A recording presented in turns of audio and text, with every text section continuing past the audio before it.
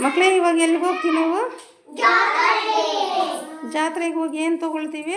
ಬೊಂಬೆ ಬಂದು ಅದ್ರ ಬಗ್ಗೆ ಒಂದು ಅಭಿನಯ ಗೀತೆ ಹೇಳ್ಕೊಡ್ತೀನಿ, ಹೇಳಬೇಕು. ನಾನು ಜಾತ್ರೆಗೆ ಹೋಗುವೆ,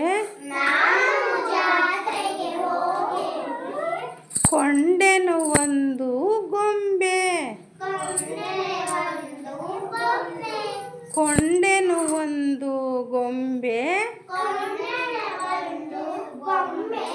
ಗುಲಾಬಿ ರಂಗಿನ ಸುಂದರ ಗೊಂಬೆ, ಕೆಂಪು ಕೂದಲಿನ ಅಂದದ ಗೊಂಬೆ, ಸುಂದರ ಲಂಗವ ಧರಿಸಿದ ಗೊಂಬೆ, ಕುಳಿತರೆ ಕಣ್ಣು ಬಿಡುವ ಗೊಂಬೆ, ಬಿಡುವ ಗೊಂಬೆ.